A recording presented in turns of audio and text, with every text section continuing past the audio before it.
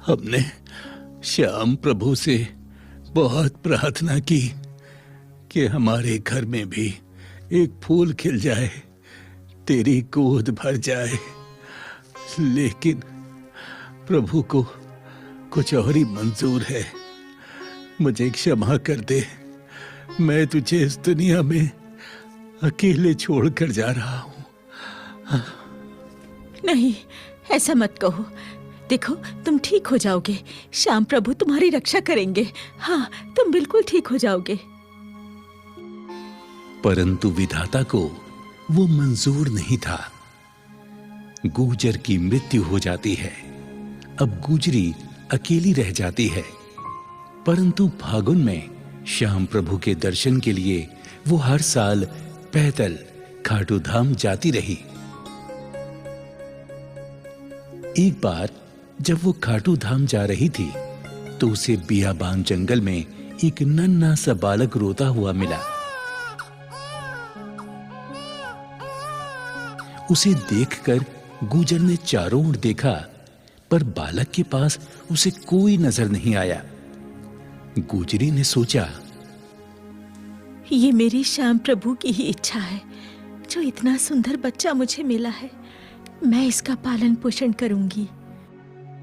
गुजरी ने उस बालक को श्याम प्रभु का वरदान समझकर उठा लिया और उस बालक को लेकर अपने गांव चली आई। जब गांव आई तो लोग पूछने लगे कि ये बालक तुम्हें कहां से मिला? तो गुजरी बोली, ये मेरे श्याम प्रभु का ही आशीर्वाद है। ये बालक मुझे खाटू धाम के रास्ते में मिला है। मैं इसे श्याम प्रभु का वरदान समझकर लाई हूँ। अब ये मेरा बालक है, मैं इसका पालन पोषण करूंगी।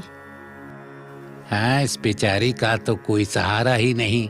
श्याम बाबा ने शायद इसीलिए इसको ये बालक दिया है। जय हो खाटू श्याम बाबा की, जय हो, जय हो। गुजरी उस बालक को बड़े लाड प्यार से पालने लगी। धीरे धीरे बालक 10 बरस का हो गया। हर साल पहले की तरह गुजरी बालक को लेकर फागुन मेले में श्याम प्रभु के दर्शन करने जाती रही। एक समय गुजरी बहुत बीमार हो गई तो वो श्याम बाबा से हाथ जोड़कर प्रार्थना करने लगी, हे श्याम प्रभु, मैं हर साल तुम्हारे दर्शन को पैदल पैदल जाती थी, मगर आज मैं विवश हूँ। मैं बीमार पड़ी हूँ, लाचार हूँ, चल फिर नहीं सकती। मुझे क्षमा करो प्रभु, मुझे क्षमा करो। मैं कैसे तुम्हारे मेले में आऊं? मुझे क्षमा करो प्रभु।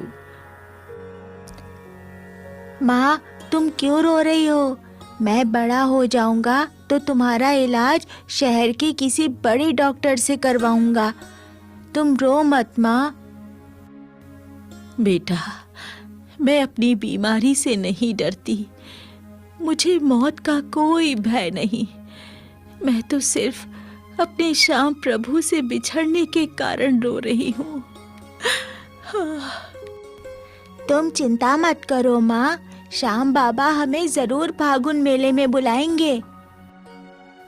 इस प्रकार माँ की श्याम प्रभु के दर्शन की अभिलाषा को देखकर बेटा हमेशा सोचता, क्यों ना अपनी माँ को अपनी पीठ पर बैठाकर खाटू धाम की यात्रा कराऊं, माँ को फागुन मेले में ले जाऊं। जब बेटा 18 वर्ष का हो गया तो उसने निर्णय लिया कि वो अपनी माँ को जरूर खाटू धाम ले जाएगा और अपनी माँ से बोला, माँ, तुम दुखी क्यों होती हो? जब तुम्हारा बेटा है तो तुम चिंता ना करो, मैं तुम्हें अपनी पीठ पर बैठाकर खाटू धाम लेकर जाऊंगा। चलो माँ, तुम तैयार हो जाओ, हम लोग जल्दी ही चलेंगे। बेटा, खाटू धाम बहुत दूर है, तुम थक जाओगे। माँ, दुनिया के बोझ से माँ का बोझ उठाना ठीक है। तेरे आशीर्वाद से और श्याम बाबा की कृपा से मुझे कुछ नहीं होगा। माँ, तुम इनकार ना करो, चलो ना, तैयारी करो, चलते हैं। बेटे के आग्रह पर माँ तैयार हो जाती है। बेटे की पीठ पर माँ बैठ जाती है। बेटा खाटू धाम की यात्रा प्रारंभ कर देता है। कभी वो रास्ते में बैठ जाता तो कभी माँ को लेकर चलने लगता। तभी श्याम प्रभु अपना चमत्कार दिखाते हैं। रास्ते में उन्हें एक गाड़ीवान मिलता है। वो पूछता है, बेटे तुम कहां जा रहे हो और ये बुढ़िया तुम्हारी कौन है? बाबा, ये मेरी माँ है। बीमारी के कारण ये चल नहीं सकती, इसीलिए मैं इसे अपनी पीठ पर बैठाकर खाटू धाम लेकर जा रहा हूं। माँ की इच्छा है कि मैं श्याम प्रभु के दर्शन करूं। वाह बेटा वाह, तुम धन्य हो जो अपनी माँ की इच्छा पूरी कर रहे हो। इस कलयुग में तुम श्रवण कुमार हो। धन्य हो बेटा, धन्य हो। अच्छा बेटा, तुम अपनी माँ को लेकर मेरी गाड़ी में बैठ जाओ। मैं भी खाटू धाम की ओर जा रहा हूं। तुम्हें मैं वहीं छोड़ दूंगा। इस गाड़ीवान को मैं जानता नहीं, मैंने कभी नहीं देखा इसको। मैं क्या करूं? ये तो मेरे लिए अनजान है। मैं इस पर बैठूं कि ना बैठूं? अरे बेटा सोचो मत, बैठ जाओ। शायद श्याम बाबा की यही इच्छा हो। आ जाओ आ जाओ, बैठ जाओ गाड़ी में। माँ और बेटा दोनों गाड़ी में बैठ जाते हैं। थोड़ी देर के बाद खाटू श्याम के धाम पहुंच जाते हैं। लो बेटा, ये आ गया श्याम बाबा का दरबार। अब आप लोग बाबा के दर्शन करो, मैं चलता हूं। मुझे जरूरी काम से कहीं जाना है। धन्यवाद बाबा, आपका बहुत बहुत धन्यवाद। गुजरी और उसका बेटा वहां उतर जाते हैं। जैसे ही पलटकर देखते हैं, गाड़ीवान अदृश्य हो जाता है। हाँ, माँ वो गाड़ीवान कहां चला गया? आपने देखा? अभी अभी तो उसने हमें यहां उतारा है। कहां चला गया वो? बेटा, ये मेरे श्याम प्रभु की लीला है। पता नहीं किस भेष में भगवान मिल जाए। चलो बेटा, अब देर ना करो, श्याम बाबा के दर्शन करें। धीरे धीरे रात होने लगी। माँ और बेटे मंदिर के पास ही सो गए। तभी श्याम प्रभु गुजरी के सपने में उसे दर्शन देते हैं और कहते हैं, हे देवी, तुमने कहा था कि आप मेरी सहायता क्यों नहीं करते? तो हे देवी सुनो, जब तुम्हारा बेटा तुम्हें मेरी यात्रा करा रहा था, तब वो गाड़ीवान मैं ही तो था। तुम जैसे भक्तों की रक्षा मैं सदैव करता हूं। भक्तों की पुकार सुनकर मैं कभी घोड़े पे सवार तो कभी गाड़ीवान बनकर उनकी सहायता करता हूं। इसलिए देवी, मैं भक्तों के साथ सदैव रहता हूं। इतना कहकर श्याम प्रभु अदृश्य हो जाते हैं। अगली सुबह जब गुजरी नींद से जागी तो श्याम प्रभु के सम्मुख हाथ जोड़कर क्षमा मांगने लगी। हे प्रभु, मैंने जाने अनजाने में जो भी आपके लिए गलती की हो, तो मुझे नादान अज्ञान समझकर क्षमा करें। हे श्याम प्रभु, यदि मुझसे प्रसन्न है तो मेरी ये विनती भी स्वीकार करें।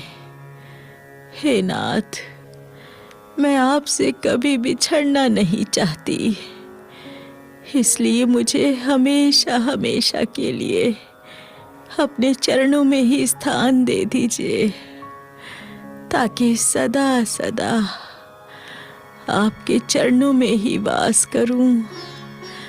मैं आपकी सेवा करूं, आपकी सेवा से कभी दूर ना रहूं।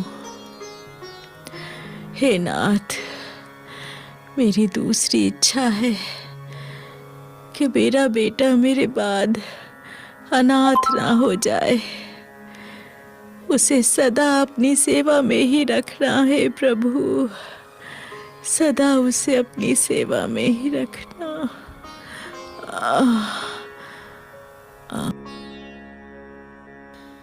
इस प्रकार गुजरी ने श्याम बाबा से अरदास की। गुजरी जैसे ही विनती करके मंदिर के आंगन में आई, उसे बड़ी जोर का चक्कर आया और वो वहीं गिर गई। मां को देखकर बेटा घबरा गया। अरे मां, मां, मां, मां, तुम्हें क्या हो गया? मां, मां आंखें खोलो, मां, मां आंखें खोलो, मां क्या हो गया तुम्हें? मां आंखें खोलो ना, मां आंखें खोलो, मां आंखें खोलो, मां क्या हो गया तुम्हें? मां। बेटे का विलाप सुनकर वहां कई लोग इकट्ठे हो गए। पुजारी ने हाथ पकड़कर नब्ज देखी तो वो सन्न रह गया। बोला, बेटा, अब तुम्हारी मां इस दुनिया में नहीं।